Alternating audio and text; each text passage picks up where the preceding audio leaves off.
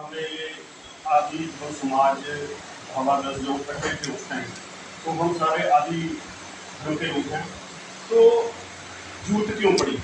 वो तो इसी बात का भी, हर धर्म का अलग अलग झंडा है, किसी का हरा है, किसी का लाल है, किसी का पीला है। तो हम सब लोग जो हैं, आज हमारी एक विचारधारा है, लेकिन उस विचारधारा के नहीं थे किसी टाइम। उसके बाद हमारे महापुरुष कुछ आए जिन्होंने रिसर्च की कि हमारा एक अपना धर्म होना चाहिए और अपना झंडा होना चाहिए। तो उसके बाद आसमानी झंडे की जो आहिस्ता आहिस्ता हर चीज़ में थोड़ी बहुत बदलाव आता रहा हर चीज़ में। तो बाद में झंडे के ऊपर भी बात भी हुई, हमारा अलग पहचान भी बनेगी हमारी जब हमारा आसमानी एक झंडा होगा अलग।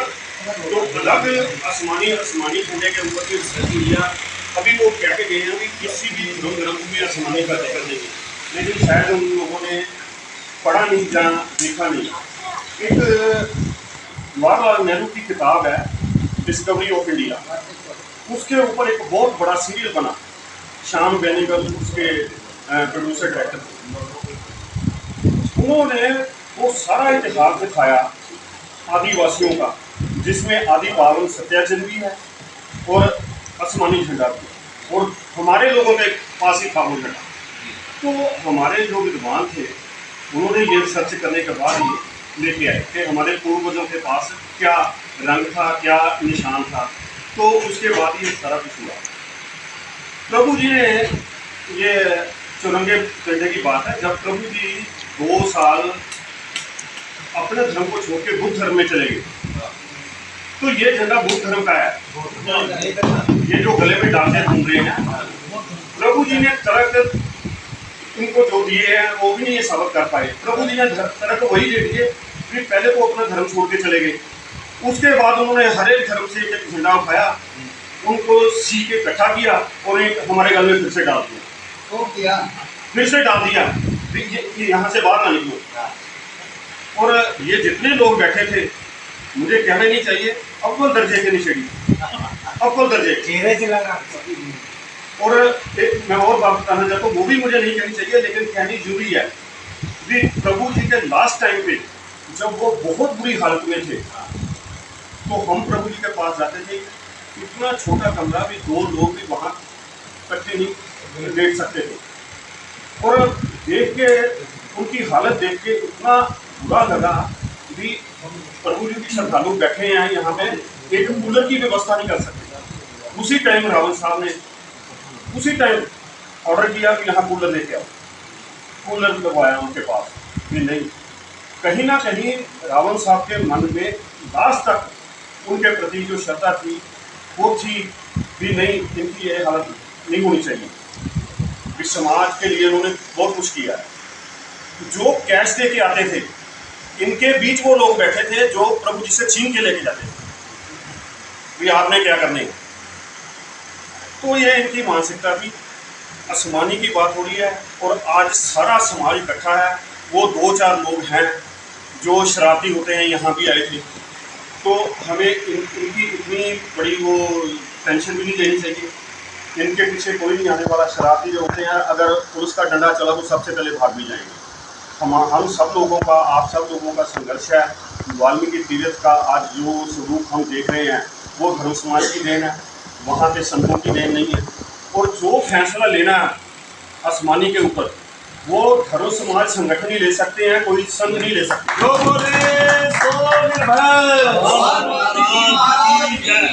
संत तो आपकी बात बड़ी करना हूँ, जब संघर्ष कर रहे थे हम लोग, डंडे लाठियाँ सब कुछ हुआ वहाँ पे, तो एक भी संत अपने डेरे से बाहर नहीं निकल के आया। वो वही चाहते थे कि इनको यहाँ से उखेड़ा जाए, ये लोग यहाँ आने नहीं चाहिए। आज धर्म समाज का स्वरूप देख के, धर्म समाज की ताकत देख के, वाल्मीकि तीर्थ का ये स्वरूप है, ना के संतों की, वहाँ के डेरों की। उन्होंने तो अपने डेरे बना रखे थे। आज जितने भी वहाँ, जब हमने जाना शुरू किया था, आप लोग वहाँ इस चीज़ के, जब हमने जाना शुरू किया था वहाँ पे, तो वहाँ कुछ भी नहीं था, जंगली था।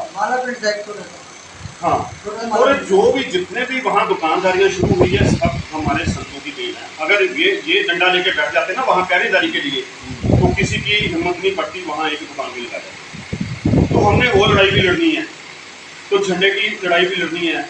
और इस बात की खुशी है कि आज जो लोग धर्म समाज के साथ नहीं भी चल रहे, लेकिन आसमानी को वो अपना रहे हैं, अपने घरों में आसमानी की बात कर रहे हैं। ये हमारे लिए खुशी की बात है। तो छोटी छोटी बातों से हमने घबराना नहीं है, हमने अपनी ताकत बना के रखनी है। लड़ेंगे, लास्ट तक लड़ेंगे। आप लोगों का साथ भी है और हमारे साथ आम पब्लिक भी है, जो किसी भी संगठन के साथ नहीं चल रही, वो आसमानी झंडे के साथ है। इन्हीं बातों के साथ मैं अपनी बात को विराम। जय वाहिनी। आदरणीय अध्यक्ष जी और सभी समितियों से आए प्रमुख पदाधिकारीगण, सभी धर्मगुरुओं के आह्वान आज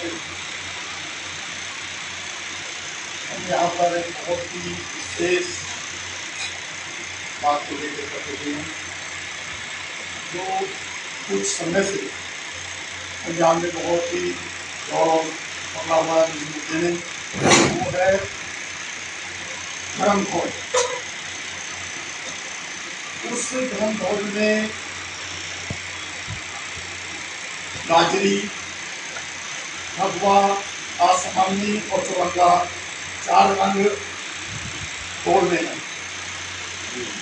तो सबसे पहले तो मैं विनती करना चाहता हूँ कि शायद मैं ना भी हो सकता, पर आप लोगों से तो सुना ही है कि जब विकल जी महाराज पहली बारी तीर्थ पे गए तो उन्होंने कहा, और जैसे रावण जी की बात है, हमदर्द जी की है, सत्यमानंदा जी की है, और बहुत सारे बेटे जी हैं जिन्होंने वहाँ गंदे लाठियाँ खाई हैं,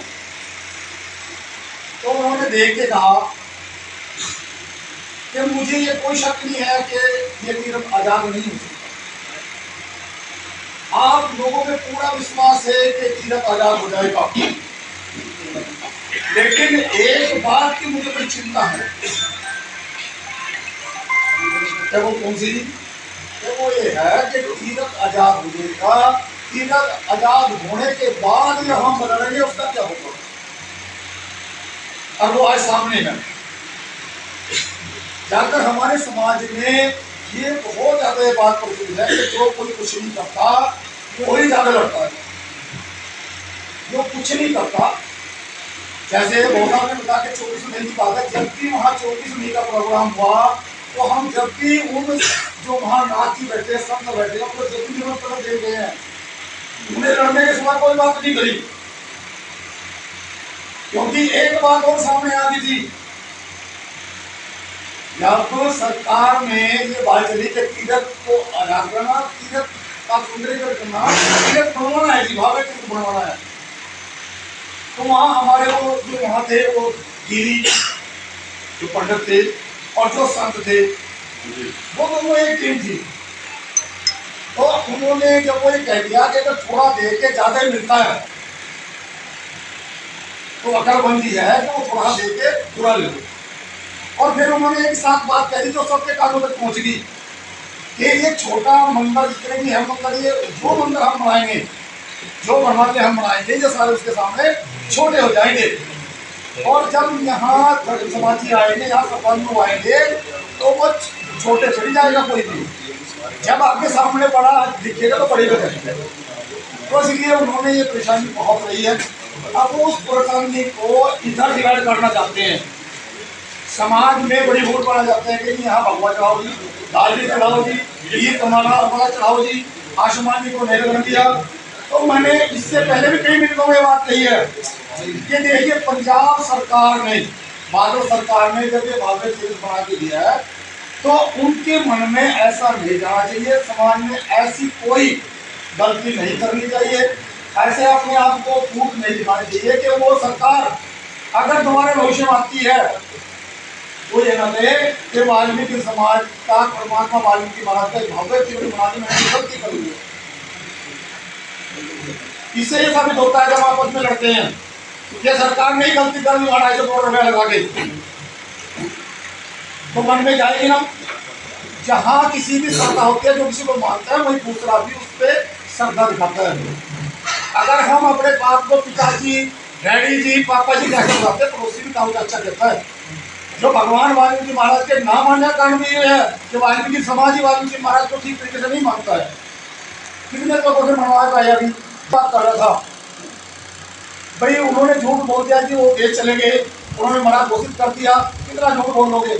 ऐसा कुछ नहीं है। जो सबसे पहला संविधान छपा है धर्म समाज का, भारतीय वाल्मीकि धर्म समाज का, उसमें जो फोटो अभी वो दिखा रहे थे नितनेम के ऊपर, जिसमें बाल केश नहीं है प्रभु जी के, वो उसमें लगी है। और उसमें ऐसा कहीं है 14 होते इस टाइप के ऐसा कहीं नहीं लिखा कि वो इंग्लैंड चले गए, वो मर गई, वो तो मरे घोषित कर दिया और हम साहब ने जाके उसको क्रिस्टा से ठप्पा हुआ, ऐसा कहीं नहीं है। ये दूसरी बात यह है कि जो नितनेम है, ये नितनेम है, मैं नितनेम वाला था वो रुके नहीं है। ये नितनेम विठल जी महाराज ने तैयार करके दिया था। राजकुमार हमदर्द जी ने इसकी एडिटिंग की है, चंडीगढ़ में छपा है और 86 में छपा है, 1986 में छपा है ये। और उस नितनेम को खोल के देख लो और इस नितनेम को देख लो, और इस नितनेम में 4 एड्रेस हैं। लुधियाने का है, सबसे प्रथम दिल्ली का है, लुधियाने का है, चंडीगढ़ का है और ऋषिकेश का है। अगर ऋषिकेश का योग पीठ का इसमें एड्रेस है तो ये मान लो कि ऋषिदास जी इस पावनादि नितनेम से सहमत थे। और उस नितनेम को, इस नितनेम को धरती आसमान का फर्क है, चाहे आप अभी मंगाले को आगे। और उस दिन भी हमने कहा था अध्यक्ष जी, मैं आज भी विनती करना चाहता हूँ कि उस नितनेम में ऐसा कुछ नहीं है जिससे पढ़ते समाज ये कहे कि ये हमारा पूजा पाठ का है। और इस नितनेम को आप पढ़ सकते हो, देख सकते हो, दिखा सकते हो, कहीं भी इसमें ऐसा नहीं लिखा है कि जो प्रमाणित ना हो, गर्भ से प्रमाणित ना हो। और जब किसी भी अगर समाज के सामने जाकर से पढ़ोगे तो मानेगा कि वाकई में इन्होंने पूजा पाठ सीख ली है, वाल्मीकि महाराज का नाम लेना सीखते हैं। तो ये बात तो है नितनेम की और उसकी संविधान की। आगे अपने तरीके से क्या सबने लिख लिया वो अलग मैटर है। लेकिन जब भारतीय वाल्मीकि धर्म समाज भावादश की स्थापना हुई तब ये नितनेम लागू हुआ और वो संविधान लागू हुआ जिसमें ऐसा कुछ नहीं लिखा है। उसमें सिर्फ 14 रत्नों का जिक्र दी थी। तो मैं तो ये कहता हूँ कि मैंने तो बहुत बारी अनाथ से रिक्वेस्ट किया, 3 मिनटों में रिक्वेस्ट कर दूंगा कि आप इस मीटिंग को ना बना दे, ऐसा ना करके जैसे अभी वो हुआ है। तो मैंने आपसे सारे लोगों में लास्ट में सबसे मेरा नाम मतलब बोलने का मैंने कहा था कि सबसे पहले हम आसमानी को जो मानने वाले हैं, आसमानी पे चलने वाले हैं, आसमानी में सरकार रखने वाले हैं, आप मुझे बुलाइए, उनकी मीटिंग करिए। 6-7 संगठन मेरी नौकरी में है जो आसमानी को मान के चलते हैं। अगर वो 7 संगठन इकट्ठे होते थे 8-10 तो वैसी लाइन में आ जाती है। तो आज भी मेरी नियुक्ति है कि जितने यहाँ भी बच्चे तो सब आसमानी सहमत है, मैं भी आसमानी सहमत हूँ। बल्कि मैंने तो एक छोटा सा उसका रूप भी है मेरे पास कि डिजाइन भी ऐसा हो,